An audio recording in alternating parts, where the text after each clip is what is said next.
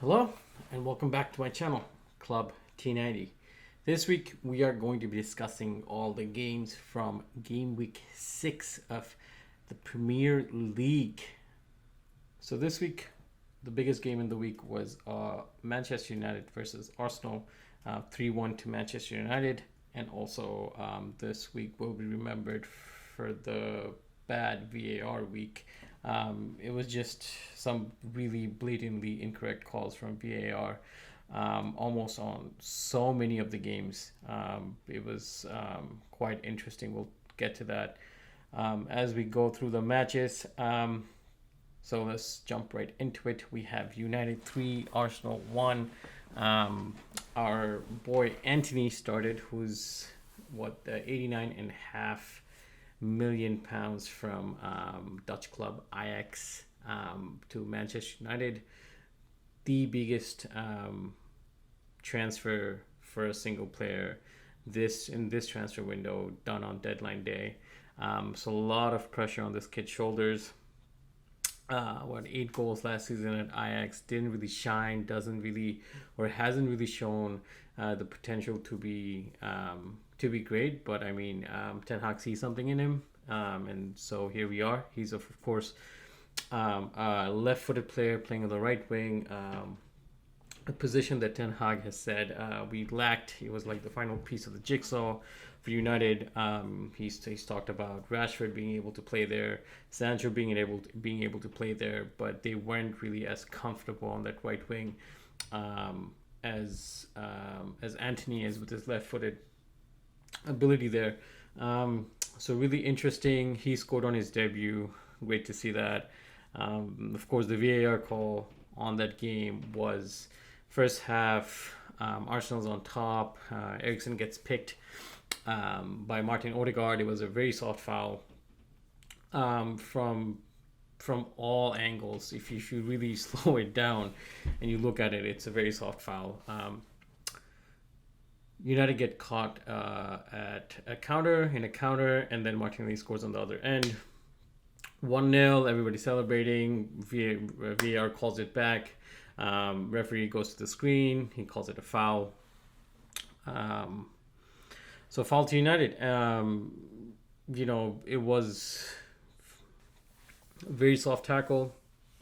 Of course, I think the thing that was working towards or working for Eriksen was the fact that Odegaard didn't get any piece of the ball. But at the end of the day, it was, if we call fouls for tackles like that. Also, switch it around. If it was Arsenal, and we nicked the ball, Eriksen nicked the ball from Odegaard from a tackle like that, and we go and score a goal. I would have said the same thing. So yeah, VAR unfortunately gets the wrong decision there. 33 minutes in, beautiful pass, opens up the defense, opens up the mid. Beautiful pass, 33 minutes in. This is from Eriksen, feeds it into Fernandes. Fernandes gets the ball, runs with the ball, gets tackled out by Gabriel. Referee says play on. Sancho picks up the ball, passes it to Rashford. Rashford, through the legs of Zinchenko. Easy finish, first time finish. Opens up his body. Anthony, far corner, 1-0. And that's that. That was United's first and only goal of the match in the first half. Second half comes out. Arsenal's firing on all cylinders. United, everybody's behind the ball. Arsenal are all over United for the majority of the second half. 60 minutes in or something, I think. The pressure was building. The momentum was with Arsenal from the get-go. And they equalized through Saka. It was bad defending. Midfielder gets picked. And just water ball from Odegaard. And I think Varane does a clearance, falls to Saka's foot, doesn't miss. 1-1. 65 minutes in, of course, it's that combination again. Eriksen, Bruno to Rashford. Bruno outside of the foot to Rashford, runs in. After the game, Ten Hag was saying how Rashford came up to him and he said, "Hey, boss, I want to play the number forward, the number 9 forward role, center forward role." And Ten Hag just gave him the spot. Let's see what he can do, kid. I think that's where his like Gary Neville was saying in his podcast how, I think that's where Rashford's true potential is. He's not that silky smooth step over taking on players on the wing. He doesn't have that, smoothness, that silkiness to him to get past players on the wings. He wants to try. His potential, his positives come when he's running down the channel or running behind the defense with his blistering pace, and everybody knows he can finish. So I feel like this is a renaissance. I feel like this is a renaissance season for Rashford. Can't wait to see what this kid achieves at the end of the season. It's his redemption season. I don't know what Ten Hag has said to him, done to him, but this feels like Rashford's season. Saka's goal was the 10th left-footed goal for Arsenal in a row. Interesting fact there. 65 minutes in, like I said, it was the 2-1 to United. I think 70 minutes, 20 minutes to go. Arteta does this really strange. He does 3 substitutions. Zinchenko comes off, and two more midfielders come off, and he just completely shifts the back line. Spaces open up within a minute. What is this? It was Bruno, Eriksson, Rashford. 3-1, game over. Really interesting choice from Arteta there. He was pretty much he had pretty much thrown the kitchen sink. 20 minutes left to go, which was kind of uncalled for. He could have Arteta could have waited 10 more minutes before throwing the kitchen sink in, but 3-1. The scoreline does flatter United a little bit. I don't think the gap in difference between the two teams were 2 goals. You know what I mean. So 3-1 certainly flatters, but at the end of the day, United are playing such beautiful, such great football. It's a pleasure to watch. I can't remember the last time United played this good football. And I say that, I mean good football. We're actually playing entertaining, fun, fast-paced football. Last time we did this was probably when Ole came. We had that wonderful season when we finished second, and it was just we were the counterattack beasts. And but this feels different. This is we're not just a counterattacking team. We play good football. That Johan Cruyff DNA is somewhat in there. You can see from the football that we play, the 1-2 passes, the triangles that we do, the long balls, the runs, the off the ball runs that we take. It's just really good football. The feel good factor is back in United, which has been a long time coming. And it's just such a shift. Like we, Ten Hag talked about the mindset shift when we beat Liverpool, and the difference, the gulf in class, that gulf in quality between the first 2 games and what United have shown on the bounce now. It's just incredible. I haven't seen such a big turnaround.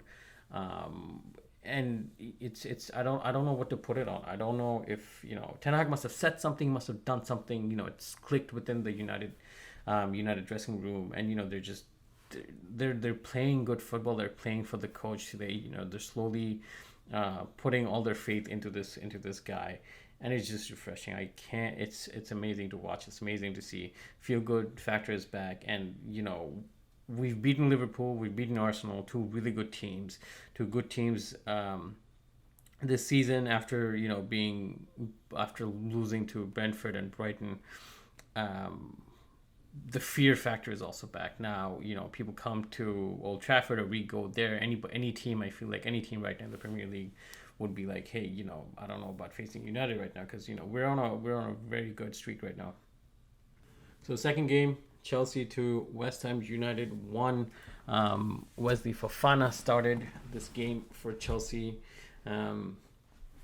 Debuted for Chelsea. First goal comes from West Ham United. Poor clearance. It comes in from a corner. Mendy does a poor clearance. Tries to do a fisted clearance. Doesn't hit it well. Ball falls into the box to Declan Rice's feet. passes it to Antonio. Antonio just taps in 1-0. Chelsea once again falling short from set pieces again, and they concede a goal through a set piece. Chilwell scores almost immediately. It comes out of nowhere, just deft touch. I think like two defenders get attracted to the ball. They're trying to head it. Both of them miss. It hits Chilwell's leg, or it hits Chilwell's head. He does a full 180, gets on the ball, just a deft touch through Fabianski's leg, and it's like the goal just comes out of nowhere.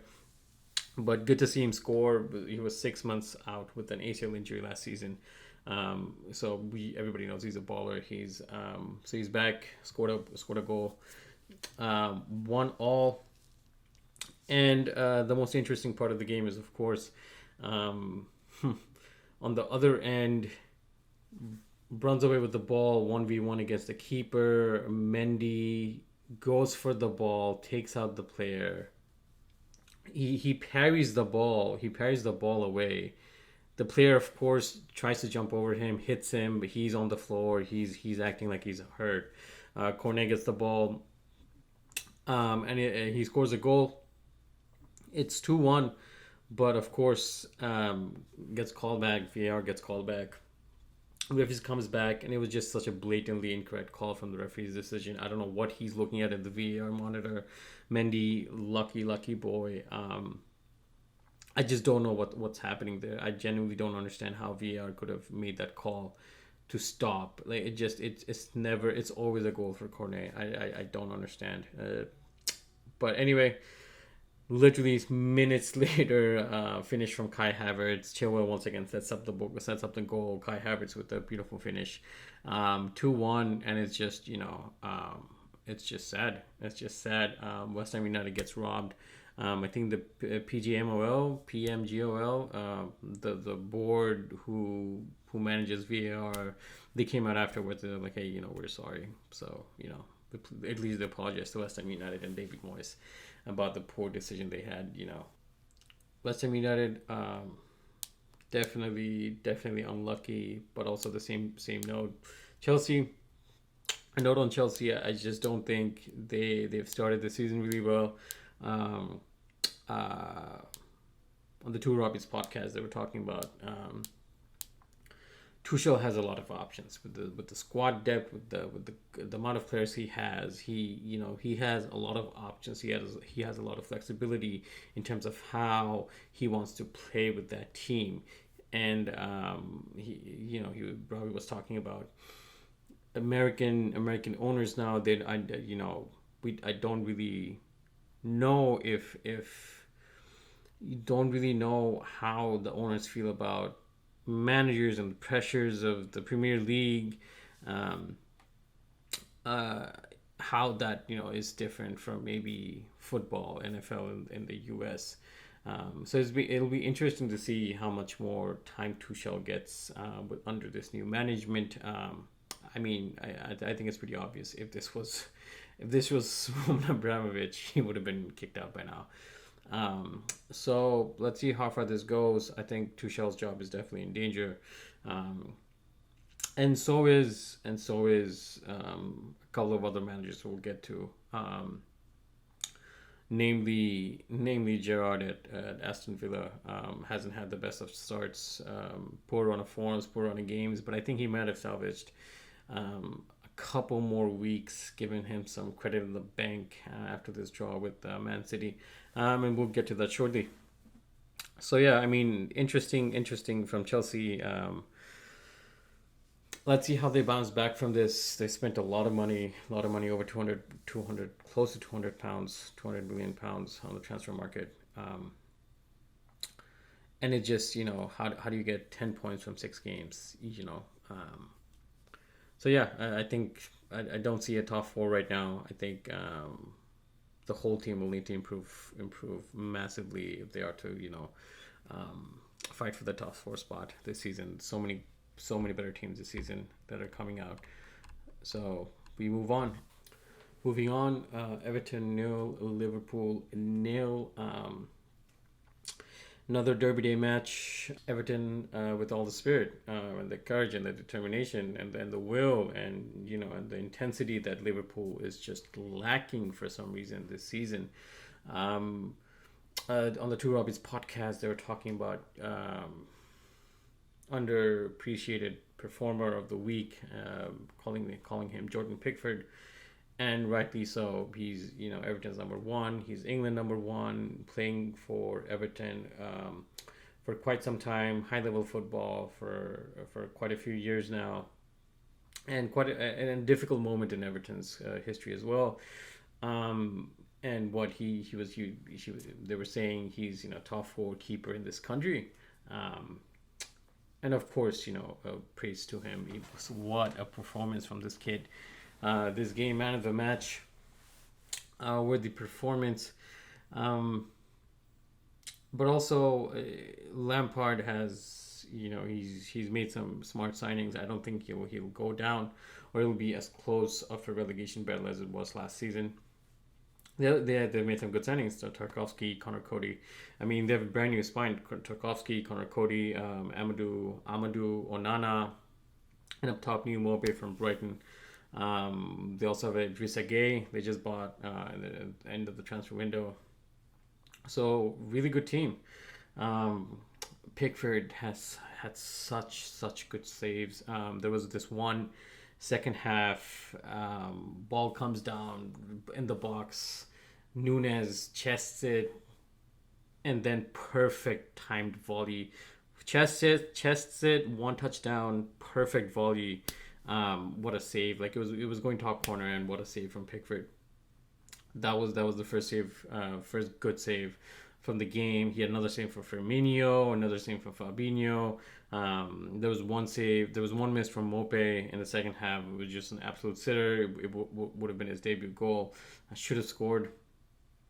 But yeah, Liverpool's pressing just isn't there. They don't have the legs, I want to say. Fabinho, Henderson. This game was, I think it was Fabinho, and either side of him was Carvalho and Harvey Elliott. And the front three aren't on top speed anymore, not on top form anymore. And when they're not on top form, the midfield aren't on top form. It's just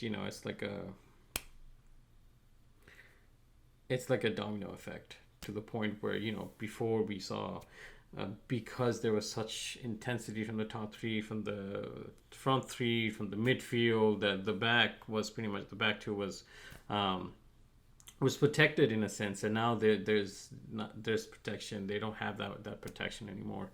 And I don't know if it's the 7-year curse for Jurgen Klopp, but it feels like, despite bringing in so many good players, I think they're like burnt out to a sense. You know what I mean? I think they're burnt out. I think they'll struggle this season, but they have enough credit in the bank. Once again, I feel like they'll finish the season high. Of course, the start is rough. The start is rough. It's patchy. But I think they'll recover. They have enough quality in that roster, and once a lot of the people will come back to full fitness, I think this team will start firing once again. But for now, really really poor start for Liverpool.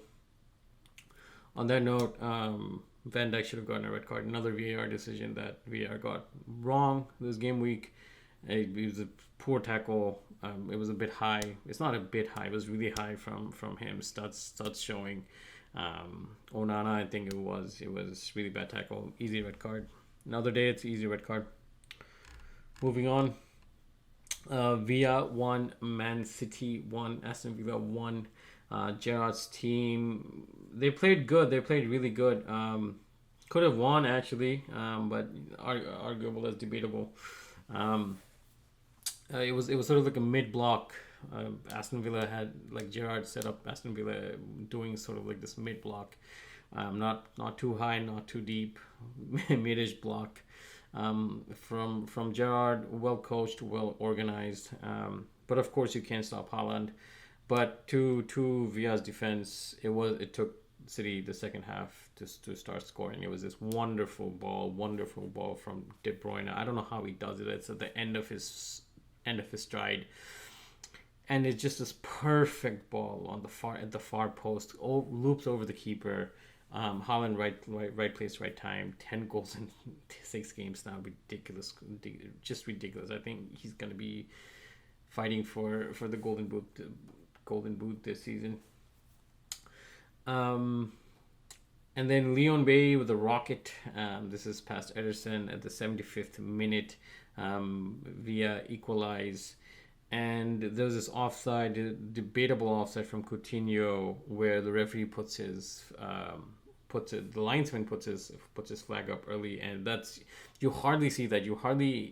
Right now in this season, I want to say, you've hardly seen that, or actually not even that. From last season, and you hardly see that. You hardly see the linesman putting up the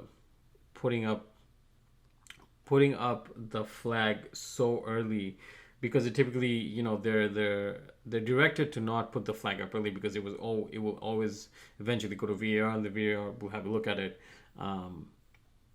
But in that case, I don't know why he puts it up early. Coutinho was onside. He picks up the ball. And I can sort of see from the referee's point of view, from the linesman's point of view, how Coutinho was judged offside. Because he doesn't see that it doesn't touch somebody else, or he doesn't see that it touches a Man City player before Coutinho picks it up.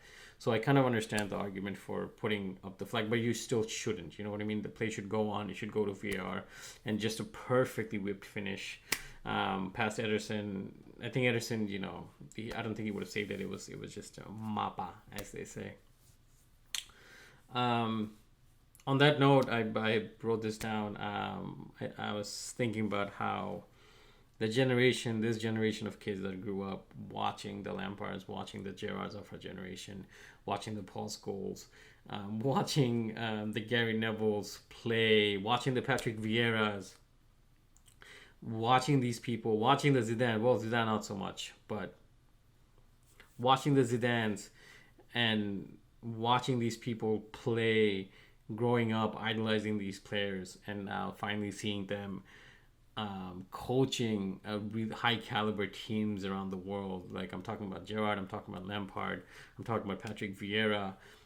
They've done it in the highest level there ever was, and now they're doing it as a coach. And I just love that idea that our once idolized players are now back in this game, and they're coaching our favorite teams. So that's just something, a fact that was very wholesome to me. Moving on, Spurs 2, Fulham 1.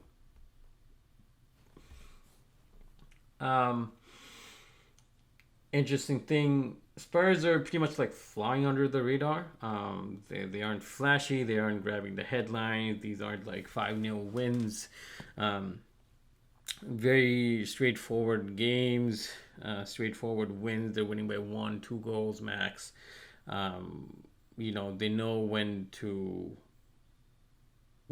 do a low block. They know when to attack. They know when to counter. And they haven't hit top form yet, which is the scary part. Both Kane and Conte was talking about how they can play better. And the fact that this two Robbies was talking about this, the fact that they're playing not at their top gear and still grinding out these results, I think, it speaks volumes about how they are as a team. I know Conte talked about how there's still 2 to 3 transfer windows out from being a proper team, which is, come on, man. That Spurs team is pretty sick. That Spurs team has a lot of depth now. But yeah, if they keep hitting their stride, Kane and co hit top form in the next month or so, I think they'll be a force to be reckoned with. I think easy for Spurs if they can keep it up. Really good stuff from Conte. Moving on, we have Brighton 5, Leicester City 2. Battle of the British coaches: Graham Potter versus Brendan Rodgers from Leicester City. Um, a lot to talk about for Brighton. I mean, they had the top three players from the top 11 leave. Kukurea, Mope, Steve Bissouma, and they're right now fourth in the table, 13 points, fourth in the table. It's just Graham Potter doing a bang up job. The two Robbies, once again, they were talking about how there was a time when you discuss, who there was a time when Brendan Rodgers would be mentioned in the same breath as a manager who could successfully manage a top six team, and now it looks like somebody that could be doing it. The name on the short list, I feel like Graham Potter's goes on top of Brendan Rodgers in terms of a manager that could be easily called in to a top six team. Like, for instance, they were talking about what if Tuchel, loses it, Conte loses it, easy slot in. Graham Potter could go in either Chelsea or either Spurs and do a bang up job. Flying under the radar. Just, the recruitment has been just on point. They have a lot of technically gifted players, and it shows. In the lowdown, they're talking about the ceiling Brighton could reach at the end of the season, and Miss Lowe, she's talking about sixth, maybe even fifth. So high praise for Mr. Potter's men. On the flip side, Leicester, I mean, they've sold. They have had so many people go out the club to fix the books, as they say. But on paper, it's not bad. I mean, Rogers has, once again, also somebody who has a lot of credit in the bank. He's was finished top six, top seven. All 4 seasons he's been with at Leicester, so he's got they shouldn't part ways with him as this soon. 4 or 5 games into the Premier League, I think he needs to be given a bit more time. But I think they'll click. They have a really good bunch up top. They have Iheanacho, they have Barnes, Madison, Daka, Tielemans, really good group of players there. I think we should be a bit more patient with Brendan Rodgers. I think they have enough quality. I think they have enough know-how to survive the season. I don't see them being relegated. But yeah, Brighton, only 3 goals conceded before this game in 5 games. So Brighton are looking really good, really, really good. Another VAR controversial moment for VAR this game was a McAllister thunderbolt. This is outside of the box, like OG Paul Scholes hits it with his laces as hard as he can, top corner, no chance any keeper in the freaking world. Referee calls it back. VAR calls it's such a wonderful goal of this game week, and it just gets called off for a mindless, just useless VAR call. Like, I can't. It's just taking the fun away. You know what I mean? It's just taking the fun away from this wonderful game. It's just VAR has just had a poor week. But McAllister scored a penalty, scored a freaking beautiful free kick towards the end in extra time. It was he deserved that penalty. He deserved that hat trick, man. He deserved that hat trick. Poor call from VAR, but what a hat trick that would have been. Fantastic football from Brighton. Moving on, a Brentford 5 leads to another 5-7 goal thriller. David Raya for Brentford has made 22 saves this season already. 5 games in, the second highest in the PL. And this game was entirely all Ivan Toney. Oh my God, what a hat trick! Could have had 4 goals actually. What a hat trick! 2 from free kicks. His first one was the free kick. 2 steps, boom, top corner. Like the amount of whip and power he generates just from 2 steps. It's ridiculous, man. It is fucking ridiculous. Is he my top free kick taker in the PL? Does he take that throne? I don't think so. Not yet.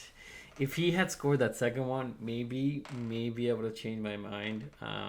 But for now, I stick to my guns, and I'll still say Trippier is the best free kick taker for now.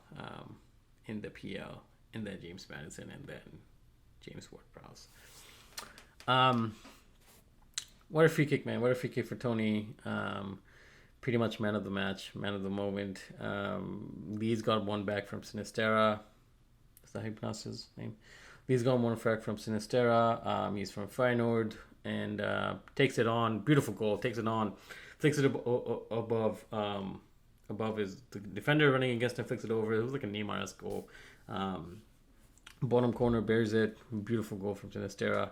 And Ivan Toney gets his hat trick. The second one was, I think, from a penalty. Once again, 2 steps, bam, bottom corner. The third one was the pick of the bunch. Just composure. Keeper comes out, no man's land. Ivan Toney dribbles past him. There's still two players on the line. Just chips them. It's just has some of that fish and chips. It's so beautiful. It was so beautiful. What composure from this kid. What composure from this man. It was classic poacher goal. Perfectly executed. Coolness personified, right? Jesse Marsh got red carded for a bit of his theatrics on the sideline. He's kind of known for that. Hey man, keep at it. Love to see that passion. And Tony almost scored with his fourth goal with this beautiful free kick. If this had gone in, I was like, oh my god. It was so close though, so close. Brentford on a high. Last 3 games, Wolves won Southampton. Nothing much to say there. First win of the season for Wolves. We have Nottingham Forest 2, Bournemouth 3. Forest pretty much just blew this 2-0 lead at home. I don't know what... These are just must-win games for Forest, and they cannot afford to lose games like these. Bournemouth, 2 goals down, 3 goals scored in the second half. The pressure is on Forest, man. The pressure is on Forest. 21 new players signed this season. A lot of pressure on this team. I don't think they can afford to... I mean, the owner's pretty rich. They can't afford to stay up, But interesting. But yeah, moving on. Last game, Newcastle 0, Crystal Palace 0. Isaac with his home debut had a wonderful one-on-one with the keeper. Chips it. Didn't work. Mitchell scores an own goal, which was the last VAR decision that once again got it wrong this game week. Mitchell pushed the ball, right? So Mitchell, he scores an own goal. He pushes Willock onto the keeper. The keeper gets taken out. It hits Mitchell. It goes into the net. And on first view, it's like, on all single view, it's like, why is VAR calling that a foul on the keeper? Like, the only reason the keeper is being fouled is because Mitchell pushes the player onto the keeper, and then they collide, and then it hits Mitchell and goes in. Just terrible decision from VAR once again. It was just a bad week.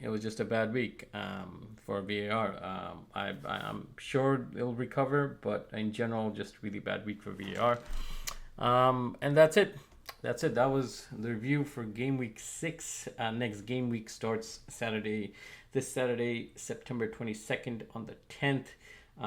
Notable match this game week has to be the Man City home to Spurs. Should be an interesting game. Thank you for tuning in. Thank you for joining. I will see you next week for Game Week 7 review. Peace.